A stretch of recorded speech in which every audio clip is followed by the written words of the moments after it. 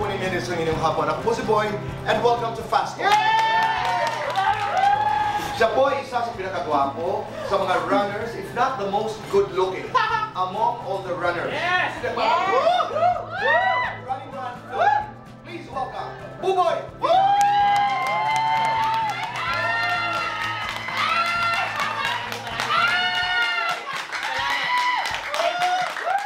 Sobrang natutuwa po talaga ako kay Lexie. Kasi po, unang-una sa lahat, yung ginagawa po namin, hindi naman po kasi siya scripted. Kung ano lang po lumalabas sa emotions namin, yun talaga yung So ano yung emosyon na lumabas nung kasama mo si Lexie? Actually, Tito Boy, ang totoo po nun, naging masaya po ako nung araw po na yun. Ako po kasi, dati, nung panahon ko ng schooling, parang matigas po kasi ulo ko, parang ayaw ko minsan makinig. So ngayon, parang sabi ko, mga anak ko na yung mga nag-aaral, so nata-challenge po ako bilang isang tatay kasi kadalasan po pag meron pong assignment, syempre sa parents po magtatanong, Papa, how to do this?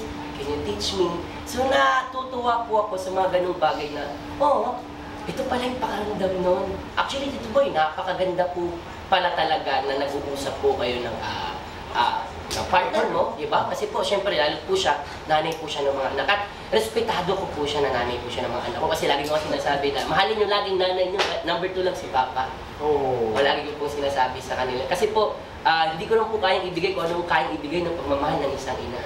Guys, ay kapuso, live mula po sa South Korea. Ang dating membro po ng Momoland and Korean pop star. Please welcome Nancy McDonald.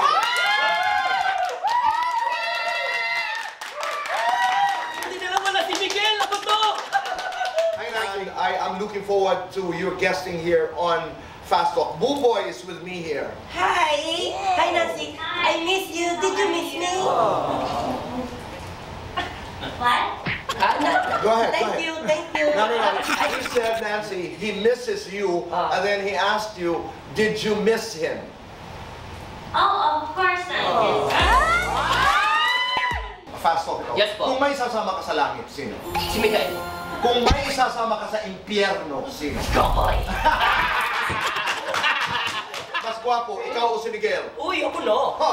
Mas maharot, ikaw o si Kokoy? Uy, si Kokoy! Mas magulang, ikaw o si Mikael? Ako! Mas palaban, ikaw o si Glyza? Boss Jin! Lights on or lights off? Uy, on and off! Happiness or chocolates? Uy, happiness! Best time for happiness. Anytime! Complete this. Panalo ako kasi... Masaya ang buhay ko!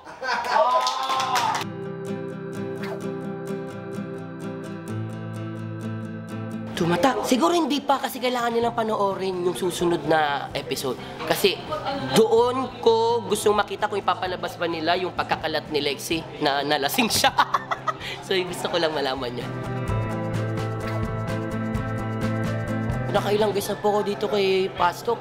Kahit ano, bring it on.